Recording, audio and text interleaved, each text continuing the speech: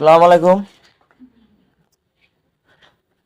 জীৱান দয়া কৰি মই কওঁ ভিডিঅ'টো ফাৰ্ষ্টলৈকে লাষ্টলৈকে চাব। ইয়াত পইচা কোনোবাই নিবিচাৰে, দয়া কৰি কওঁ, হাত জোৰ কৰি কওঁ, একদম হাত জোৰ কৰি একদম ভৰিত ৰিকুৱেষ্ট কৰি কৈছো, একদম বহুত ৰিকুৱেষ্ট কৰি কৈছো। তেনেকে আজিলৈকে ভিডিঅ' বনোৱা নাই। কিহৰ কাৰণে কৈছো শুনি ল'ব। এক নম্বৰ কথা হ'ল, এইটো 2026 চলিছে, আজি 30 তাৰিখ। মতলব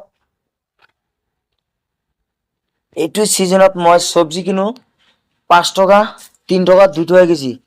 এতিয়ালৈকে এইটো সিজনত চব্জি কিনি আছো 30 টকা, 40 টকা কেজি। কিহৰ কাৰণে কিনি আছো মানে মতলব হিমন্ত যেতিয়ালৈকে চৰকাৰ হৈ আহিছে তেতিয়ালৈকে চব্জিৰ দাম, যিকোনো বস্তুৰ দাম, শাক পাচলি সব দাম বাঢ়িছে। বাঢ়াৰ মতলব কিয় বাঢ়িছে? চাক, গোৱালপাৰা ডিস্ট্ৰিক্ট, ধুবুৰী ডিস্ট্ৰিক্ট, ঢেকীয়াজুলি সমষ্টি, চাপৰি বুলি কয় ব্ৰহ্মপুত্ৰ নদী ইফালে হাজাৰ হাজাৰ বিঘা মানুহে চব্জি খেতি কৰে।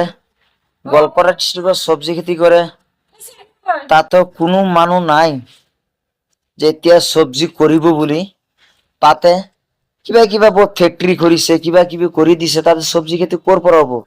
চব্জিৰ দাম সেইটো কাৰণে বৃদ্ধি হৈছে, ইমান চব্জিৰ দাম বাঢ়িছে, ইমান চব্জির দাম বাড়িছে। 2 নম্বর কথা হল, হিমন্ত বিশ্ব শর্মা হিন্দু মুসলমান ভেদাভেদিটো লগাই দিয়ে কিয়?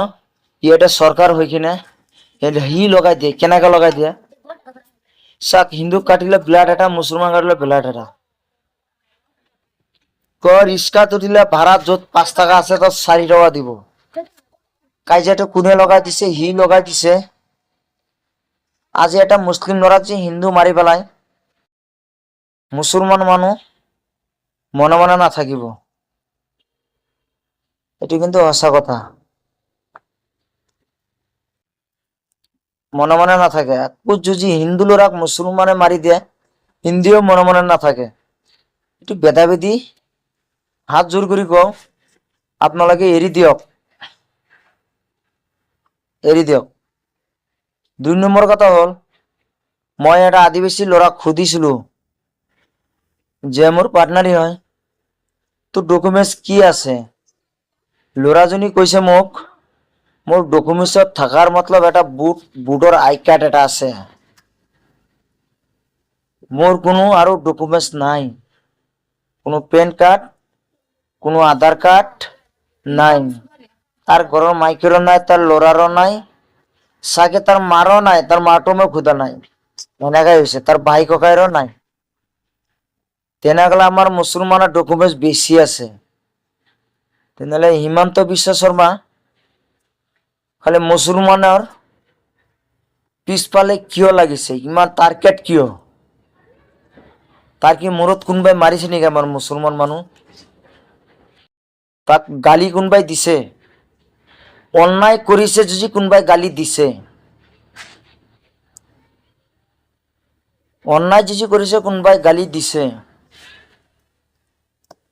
চাক, এই আদিবাসী ল'ৰাটো যে খালি অনলি আই কাৰ্ড এটা আছে, ভোটাৰ আইডি, আর আমার মুসলমানের ইমান ডকুমেন্টস আছে, ইমান ডকুমেন্টস আছে মানে কব লাগা নাই।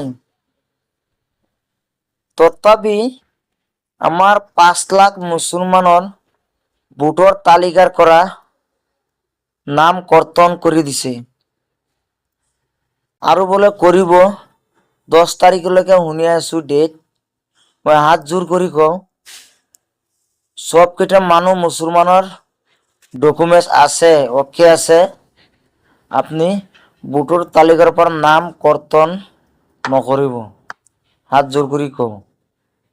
যিমান পাৰে ভিডিঅ'টো ইমান লাইক শ্বেয়াৰ, হিমন্ত বিশ্ব তাত যে ভিডিঅ'টো গুচি যায়, দয়া কৰি কওঁ, মানে আপোনালোকে লাইক শ্বেয়াৰ কমেণ্ট কৰিব যে মই ইয়াত পইচা পাম, সেইটোৰ কাৰণে কৈছো নাই।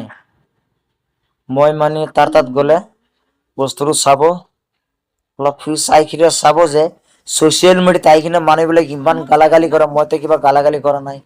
যেইকেইটা মাত দিছো ভাল মাত দিছো।